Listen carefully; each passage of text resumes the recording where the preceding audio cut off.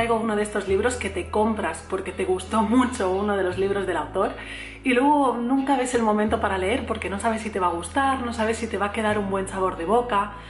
Ese tipo de libros. Tal y como os comentaba en unos vídeos atrás, el orden de los factores, el orden en el que lees los libros puede afectar mucho a que te gusten más o te gusten menos, y esto es lo que yo temía que podía pasarme con esta novela. En este caso hablamos del autor Khaled Hosseini y de sus dos grandes novelas, Cometas en el cielo y 1000 soles espléndidos. Yo leí primero 1000 soles espléndidos y ahora he leído Cometas en el cielo.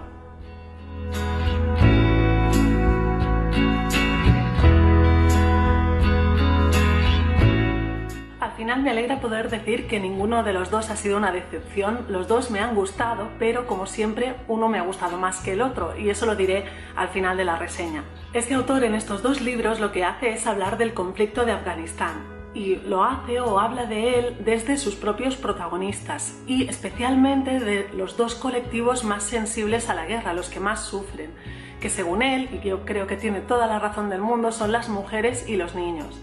Cometas en el cielo se centra en el colectivo de los niños, puesto que sus dos protagonistas son dos niños, aunque luego se hagan mayores. Y 1000 soles espléndidos se centra en el otro colectivo, las mujeres. Por lo tanto, en sus libros no vemos el aspecto militar o político de las guerras, sino más el aspecto social.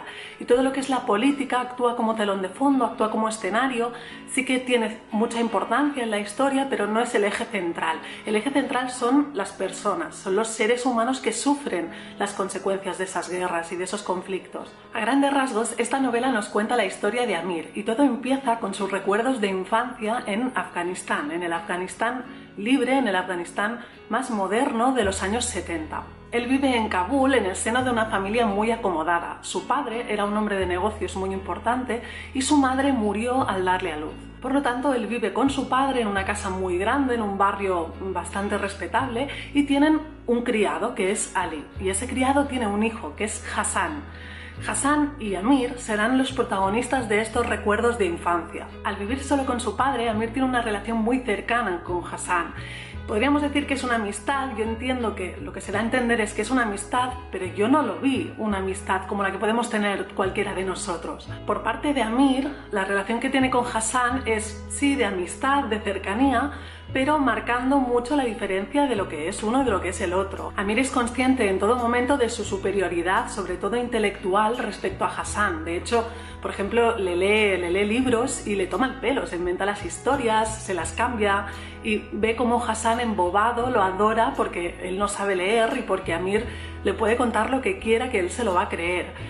Además, Hassan siempre deja ganar a Amir en los juegos. Es una relación, es una amistad un poco rara, no es una amistad de tú a tú. Al final Hassan siempre será el criado de Amir, es el que le prepara el desayuno, el que le prepara la ropa. Es una relación de amistad muy peculiar. Además de la relación con Hassan, Amir en estos recuerdos de infancia también hace mucho hincapié en la relación con su padre.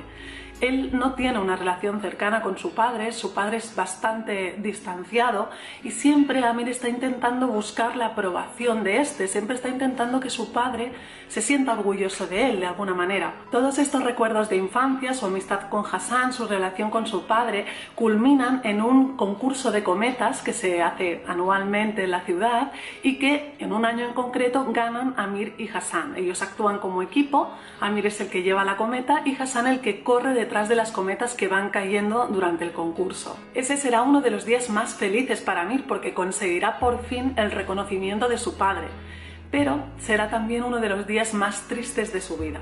En este punto de la historia, la novela da un giro de 180 grados, pierde toda la inocencia que había tenido en estas primeras páginas y se transforma totalmente.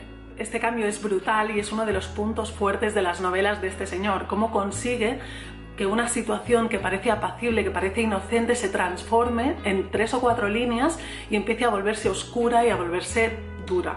No os puedo contar mucho qué sucede porque ya estaría destripando demasiado el libro, pero básicamente suceden dos hechos, suceden dos cosas en la novela que transforman toda la historia. Una a nivel político, es decir, el cambio de Afganistán, la invasión de los soviéticos y la caída de la monarquía en el país, y el otro a nivel personal hacia Amir. Sucede algo entre Hassan y Amir, algo muy duro, que romperá esa amistad por completo y que transformará esa relación y la separará. Toda esta parte inicial de la novela, estos recuerdos de infancia, serán el background, son el escenario para entender todo el resto de la acción de la novela. Yo creo que a grandes rasgos, y para daros una pequeña pista, la filosofía o la moraleja de este libro es básicamente que no se puede huir del pasado, el pasado siempre vuelve y hay que redimirse, es necesario redimirse para estar en paz con uno mismo. Y es cierto que esta moraleja te hace reflexionar muchísimo, no solo hacia la historia, hacia la propia novela, sino también de manera íntima. ¿Qué pasa cuando dejamos de lado o cuando dejamos atrás cosas que nos han hecho daño o cosas en las que nosotros hemos hecho daño e intentamos olvidarlo, intentamos enterrarlo? No es posible, eso nunca funciona, al final siempre todo vuelve, al final todo te viene a buscar. A nivel de personajes seguimos la línea y la dinámica de este autor. Son personajes muy humanos, con muchísimos defectos, con virtudes muy humanas, es decir, las virtudes que tienen las podemos tener cualquiera de nosotros. Tienen miedo, son orgullosos, son cobardes. Son personajes que no son para nada superhéroes, ni pretenden serlo, ni tienen ninguna intención de ser el héroe de la película. Y eso se agradece mucho en las novelas, que sean personajes de verdad, que te los creas de verdad. Eso hace que, por ejemplo, el protagonista de la novela, Amir, sea un personaje que a veces resulte desagradable. A veces es muy difícil empatizar tanto con el Amir pequeño, con el Amir niño, como con el Amir adulto. En cambio, Hassan, que es el otro personaje, este personaje tenemos dos maneras de verlo, yo creo, o idealizarlo y ver el bueno de Hassan, el que siempre será amable, el que siempre será servicial, el que siempre dará la cara por Amir, siempre le defenderá, siempre será Hassan the best one. Pero a la vez es un personaje muy débil, es un personaje extremadamente débil y eso se ve durante la novela y también genera muchísima rabia el hecho de que no se rebele, ya no contra la situación, sino contra el propio Amir. Hay otro aspecto en cuanto a personajes que me ha dejado un poco perpleja mientras leía la novela y es que la figura de la mujer está totalmente desterrada de la novela, todos los papeles femeninos son totalmente secundarios y además no son importantes para la historia, no son claves en ningún momento. Y eso me sorprendió mucho porque habiendo leído Mil soles espléndidos antes, donde la mujer es el centro de toda la novela, me sorprendió mucho. La verdad es que me dejó, cuando terminé la novela, digo, es que he echado de menos a algún personaje femenino que tuviera algo que decir en todo esto, que tuviera algo que decir en esta historia.